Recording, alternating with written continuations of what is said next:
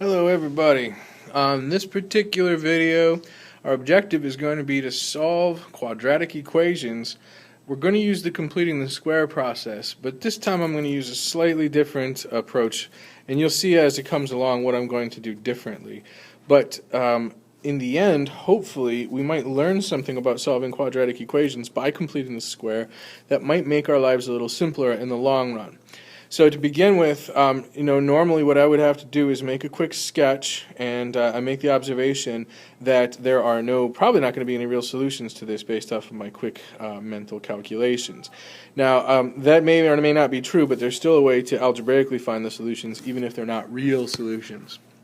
Anyway, recall that to complete the square, we first kick out the 4, and then we factor out the a value, that's the coefficient on x squared. We factor that out from the first two terms. Notice if I were to redistribute the 2, I would get 2x squared plus 3x, and then we would add the 4 that's already been kicked out. So my job then is to find a magic number to put right here that's going to make a perfect square trinomial inside here. So as you recall, using the Xbox technique, we're just going to take the b value, take half of it, and then square it, and that gives us 9/16.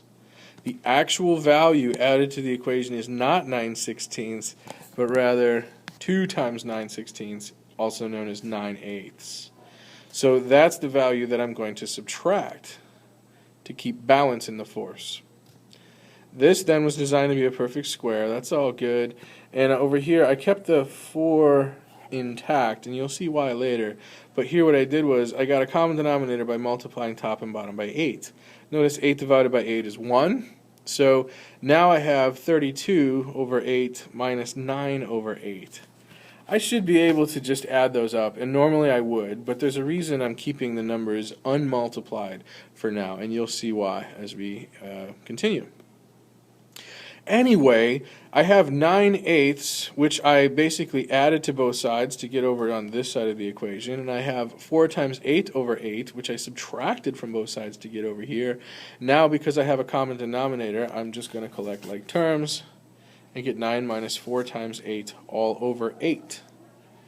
Now, to get at the value of x, again, I need to take the square root, but before I do, I should get rid of this 2 because it's not a perfect square anyway. So I'm going to multiply both sides by a half to get rid of that 2. And notice what that does essentially is it doubles the denominator. Out of 8 out of 16. Notice again, 9 minus 32. I could figure that out, but I'm just leaving it the way it is, and you'll see why as we continue. So to go on then, I need to get rid of the square. In so doing, I take the square root of both sides, leaving us with an absolute value on the left-hand side. Now I'm going to do a shortcut, which is a sin, but I'm going to do it anyway. To get rid of the absolute value, normally we break into 2 separate equations. What usually ends up happening is I take one where I keep this in the way it is, and the other where I take the opposite. So I'm just going to take care of both in one shot by doing plus or minus. The other thing I did is the square root of 16 is 4, so I took the square root of the denominator and made that a non-square root number. Notice my fraction bar separates the square rooty stuff on the top from the non-square rooty stuff on the bottom. Finally, I'm going to subtract 3/4 from both sides. There's 3/4 plus or minus some stuff over 4. Notice the common denominators. That's a good thing. It means I'm doing stuff right. And then when I add or subtract this, when I combine the two fractions, I get this result. Now what I did was I took the 8 and broke it into 2 times 4. I took the 9 and wrote it in as 3 squared, and I took the 4 and I wrote it as 2 times 2. Why would I do such a strange thing? Some of you have seen this before and you start to recognize it, but allow me to demonstrate.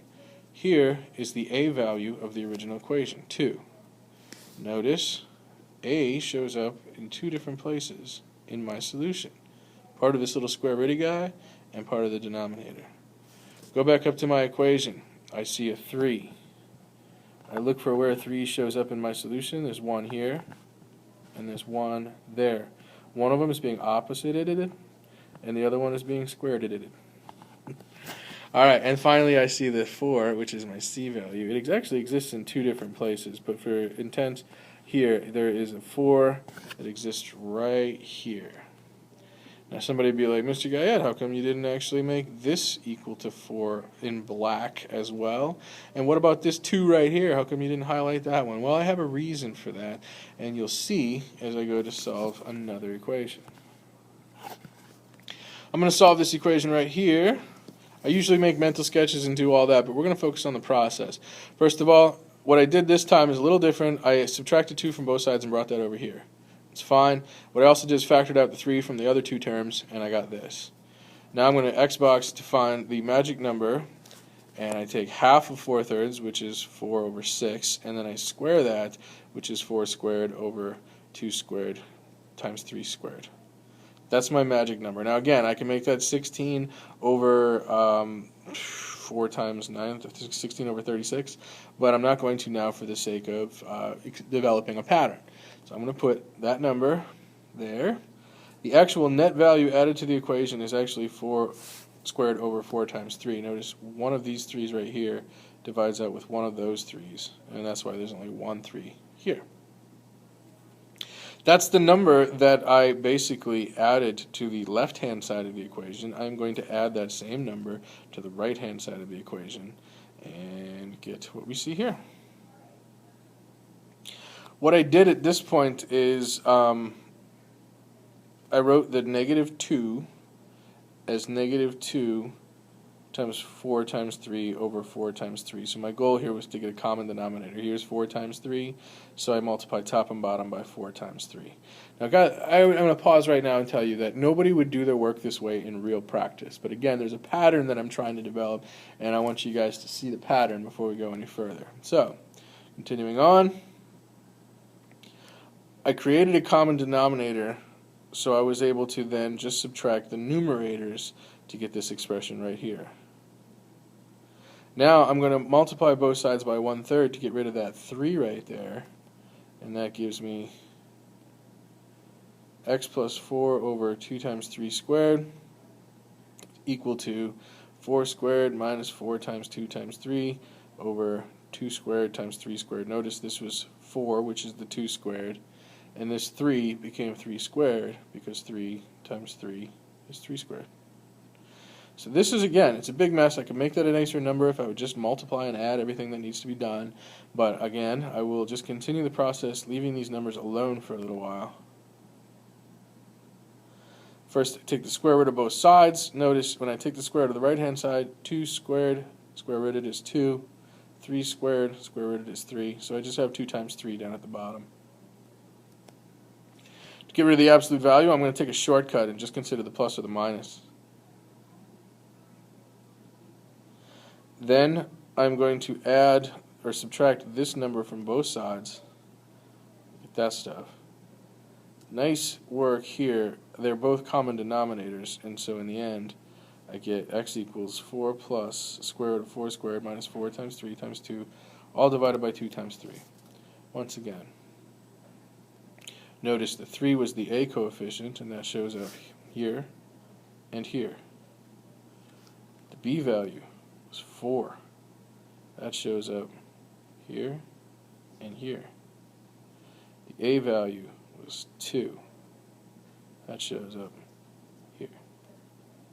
Notice this is still -4, just like it was in the previous number. And this right here is still 2, just like it was in the previous solution. So, let's go back and look at the first problem that we looked at. A was 2, and it showed up here and here. The B was 3, and it showed up here and here. And the C value was 4, and that just showed up right there. And in the next solution, or the next equation that we asked to solve, oops, well, I went way too far. So just a quick summary. A, B, and C. There's the B value here and here. Here's the A value here and here. And here's the C value right here. So essentially, if I can tell what the A, B, and C values are, if I arrange them in the right order, I could skip all this headache. Holy cow, is that a headache? And go straight to where the solutions are. So that's your task. If ax squared plus bx plus c, where a, b, and c are any real number, and they equal 0, then the solutions to the equation will be x equals what? Your solution is going to have a's, b's, and c's in it, but no x's, because this is what we're trying to find is the value of x that makes this equation true. So, you might have to rewind the video, you might have to study some patterns in the process. You might be able to tell me how to switch from this form into its solutions. That's your task, should you choose to accept it. Good luck to you all. Have a great day.